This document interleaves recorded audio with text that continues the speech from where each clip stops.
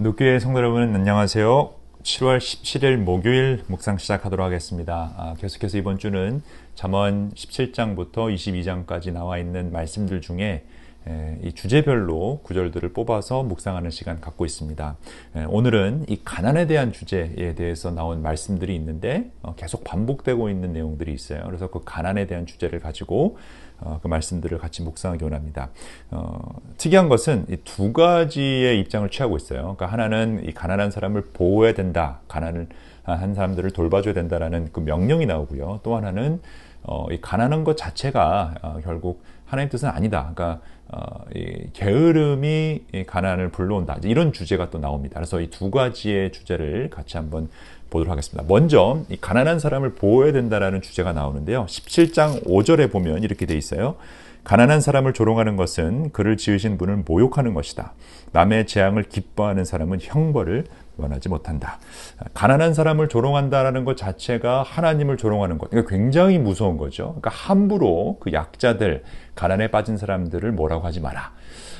이게 굉장히 조심스럽습니다. 왜냐하면 성경에서는 이제 가난에 빠지게 되는 이유 중에 하나가 이제 게으름이다. 이제 후반부에 제가 또 그 부분을 이야기할 텐데요. 그렇기 때문에 우리가 쉽게 정죄할 수 있어요. 아유, 저 사람이 저렇게 된 것은 게으름 때문이야. 근데 조롱하지 말라라고 하는 거예요. 그러니까 가난이 하나님 뜻이 아니고 이제 가난 속에서 괴롭게 사는 것 자체는 좋은 게 아니지만 그렇다고 해서 그거를 정죄하고 심판할 그런 권리는 우리에게 없다. 다시 말하면 가난한 사람을 우리가 보호해줘야 된다라는 것을 분명히 이야기하고 있죠. 또 21장 13절을 보면 이렇게 되어 있어요. 가난한 사람의 부르짖음에 귀를 막으면 자기가 부르짖을 때에 아무도 대답하지 않는다. 그러니까 가난한 사람이 도와달라고 할 때 우리가 도와줘야 된다는 거죠. 왜냐하면 그 울부짖음에 우리가 모른 척하면 내가 울부짖을 때 도와주려는 사람이 없다라고 이야기하고 있습니다. 또한 22장 9절에 보면 이렇게 이야기합니다. 남을 잘 보살펴주는 사람은 복을 받는 것은 그가 자기의 먹거리를 가난한 사람에게 나누어 주었기 때문에. 여기도 이제 가난에 대한 주제가 나오죠. 근데 가난한 사람에게 먹을 것을 나누어 주는 것, 이것은 복 받을 만한 일이다. 여러분 복 받고 싶으시죠? 우리 다 복 받아야 합니다. 그런데 그 복 받는 비결 중에 하나는 가난한 사람에게 먹을 것을 나눠주는 것, 배고픈 사람에게 먹거리를 주는 것, 도움이 필요한 사람에게 도움을 주는 것이다라고 아주 명확하게 설명을 하고 있죠. 16절을 보니까 이익을 탐해서 가난한 사람을 학대하는 사람과 부자에게 자꾸 가져다 주는 사람은 가난해질 뿐이다. 이렇게 또 이야기하고 있어요. 그러니까 내 이해관계 때문에 가난한 사람을 학대하는 거 벌 받는다. 부자 편에 쓰는 거 벌 받는다라고 분명히 이야기하고 있죠. 그러니까 가난한 사람들을 보호하라. 22절에도 이렇게 돼 있어요. 가난하다고 하여 그 가난한 사람에게 함부로 빼앗지 말고 고생하는 사람을 법정에서 압제하지 말라. 이 뒤에도 계속해서 이 가난한 사람을 보호하고 약자를 보호하라라는 것은 뭐 성경의 전체에 나와 있는 주제와도 같죠. 그러니까 첫 번째 가난에 대한 주제의 핵심은 가난한 사람을 조롱하지 말고 그 사람들이 도와달라고 할 때 도와주고 그 사람을 보호해야 된다라는 게 나옵니다. 자, 그와 동시에 또 다른 가난의 주제가 있는데요. 그것은 하나님의 뜻이 아니고 게으름의 결과다라고 하고 있습니다. 자, 19장 4절로 한번 가볼게요. 19장 4절을 보면 재물은 친구를 많이 모으나 궁핍하면 친구도 떠난다. 이렇게 얘기하고 있어요. 그러니까 이거는 가난에 대한 긍정적인 얘기가 절대 아니죠. 그러니까 재물이 많이 있으면 친구들이 몰려든다.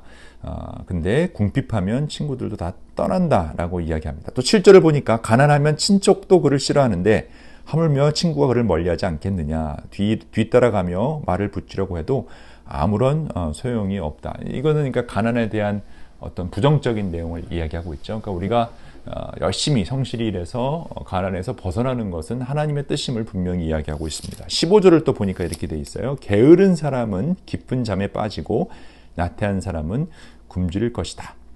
너무나 명확하게 되어 있죠. 그러니까 그 게으름에 대해서 하나님이 질책하고 있고 지혜로운 사람이 아니다. 그러니까 게으르면 게으를수록 가난해질 수밖에 없다라고 이야기를 하는 겁니다.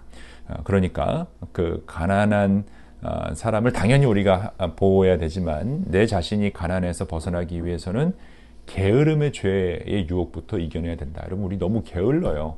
너무 편한 거 좋아하고 편리한 거 좋아하고. 근데 여러분 게으르면 절대 안 됩니다.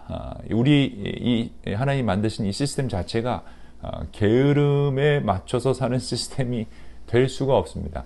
사실 원래 에덴 동산에서는 우리가 일을 하지 않아도 살 수 있었죠. 근데 그거는 게으름과는 또 다른 개념이에요. 그러니까 그때 뭐 게을러도 됐다라는 게 아니라 지금은 열심히 일을 해야 땀을 흘려야 먹고 살 수 있는 죄의 세상 속에 우리가 살고 있기 때문에 열심히 일을 해야 됩니다. 그래서 일을 하지 않는 것이 게으름을 피우는 것이 하나님의 뜻에 어긋난 것이죠. 근데 마지막 때에 주님이 오시면 다시 에덴 동산, 다시 그 낙원이 시작되면 그렇게 일할 필요가 없어지는 것이지 게을러도 된다는 뜻은 절대 아닙니다. 그러니까 15절 말씀 기억하세요. 게으른 사람은 깊은 잠에 빠지고 나태한 사람은 굶주릴 것이다 라고 이야기하죠. 24절을 보니까 게으른 사람은 밥그릇에 손을 대고서도 입에 떠넣기를 귀찮아한다. 그런 사람들이 있죠. 먹기도 귀찮아하고 침대에 그냥 누워서 핸드폰이나 하고 배고파도 밥 먹는 것도 귀찮아하는 사람들이 있죠. 이건 정말 가난으로 빠지는 지름길이다 라고 이야기합니다.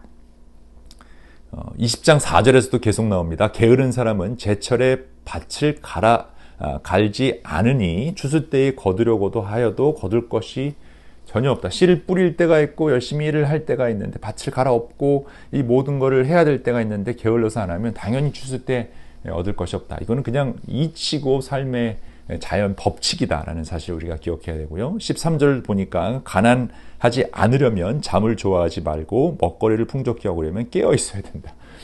여러분 우리가 잠을 충분히 자야 됩니다. 7시간, 8시간 의학적으로 보면 그 정도 자야 된다. 그래야 회복이 일어나고 더 일을 잘할 수 있다. 분명합니다. 그런데 7시간, 8시간 자는 것이 아니라 너무 많이 자면 늦잠 자는 걸 좋아하고 게으르게 잠에 빠져 살면 그거는 너무 성경에서도 분명히 이야기하고 있죠. 여러분 침대에서 좀 멀어질 필요가 있습니다. 침대를 너무 좋아하는 분들이 있어요. 그냥 누워서 등이 이 침대와 떨어지지 않는 것이 너무 행복한 분들. 여러분 물론 우리가 쉬어야 될 때는 쉬어야 되지만 우리는 열심히 성실히 일을 해야 되는 사람들로 만들어졌다는 사실을 꼭 잊지 마시길 바랍니다.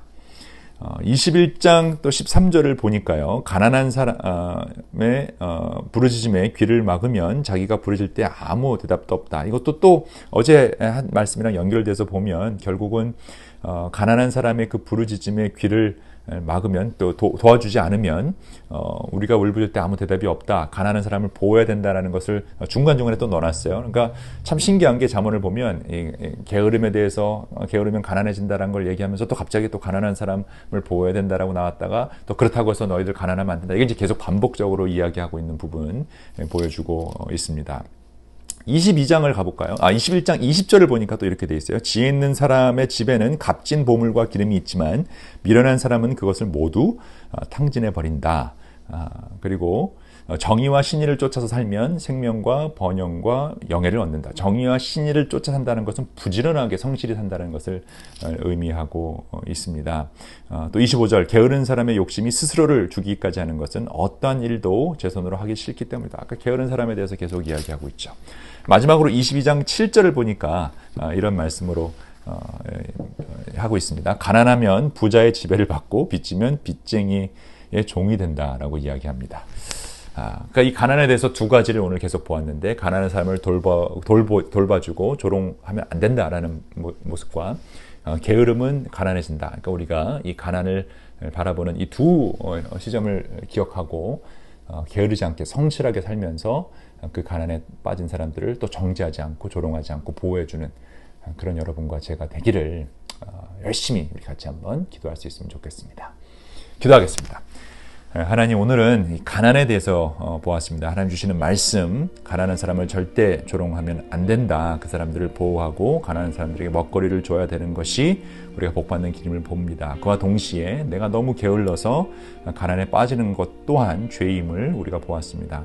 성실하게 살 수 있도록 우리를 깨워주시고 우리가 좀 불편해도 열심히 부지런하게 살아갈 수 있도록 주님 인도하여 주옵소서. 그래서 가난에 빠져있는 사람들을 우리가 보호하고 그들을 격려하며 또 그들이 그런 게으름의 가난에서 나올 수 있도록 도움을 줄 수 있는 하나님의 성실한 일꾼들 되도록 은혜 내려 주옵소서. 예수 그리스도의 이름으로 기도합니다.